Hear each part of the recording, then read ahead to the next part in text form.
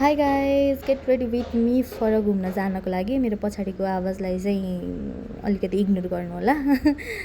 अनि म चाहिँ आज शनिबार सबै बिहानको घरको काम जति सबै सकाएर आज चाहिँ तौडा घुम्न जान्छु भनेर रेडी हुँदैछु यहाँ। अनि त्यसपछिबाट मैले माथि वेयर गरेँ उलनको टी सर्ट अनि बटममा चाहिँ मैले फरवाला लेगिन्स। अनि त्यसपछिबाट म आफूले आफूलाई यहाँ फ्लन्ट गर्दैछु। अनि त्यसपछिबाट फ्लन्ट गरिसकेपछि चाहिँ जाम मेकअपमा हल्का फुल्का मैले चाहिँ आफ्नो स्किन प्रेप गरिसकेँ। म चाहिँ यहाँ त्यही बोल्दैछु क्या। अनि त्यसपछिबाट लगाम सनस्क्रिन पछि लगाम हल्का बिबी क्रिम। तर बिबी क्रिम लगाइसकेपछि चाहिँ मलाई कस्तो उडेको जस्तो देखेको क्या, मेरो लाइट बिग्रेको भएर। यहाँ हेर्नु न, म कति उडेको जस्तो देखेको छु नि, तर लाइट मिलाएपछि चाहिँ म यति राम्रो देखेको छु है। अनि त्यसपछिबाट घडी, अनि त्यसपछिबाट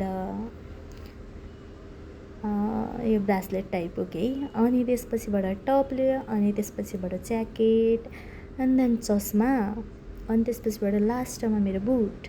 त्यसपछिबाट भयो म रेडी। अनि त्यसपछिबाट जानलाई निस्क्यौँ हामी घरबाट। अनि बाटोमा जाँदै थिएँ, म चाहिँ खुब एक्साइटेड थिएँ माछालाई फिड गराउँछु भनेर। तर के भयो भने यहाँ गर्मीले म पुरै छोपिरहेको छु होइन। तर भित्र गएर टिकट सिकट काटेर भित्र गएँ। लास्टमा के रहेछ भने त्यहाँ चाहिँ फिड गराउन मनाइ रहेछ अहिले 1 हप्तादेखि, किनकि माछा मरेको भएर, धेरै माछा मऱ्यो अरे धेरै खाएर, त्यो भएर यहाँ क्युट पप्पीसँगै हामीले चाहिँ भ्यूको इन्जोय गऱ्यौँ। अनि त्यसपछिबाट 1-2वटा भिडियो फोटो लिगेर चाहिँ यहाँ मरेको माछा पनि देखेँ क्या मैले चाहिँ। अनि त्यो सबै हेरेर हामी चाहिँ फर्क्यौँ। अनि त्यसपछि अरू भिडियो चाहिँ मैले हालिनँ किनकि भ्याउँदैन भनेर ब्लगमा। So ya that was my day. I am gonna see you next time. Bye by.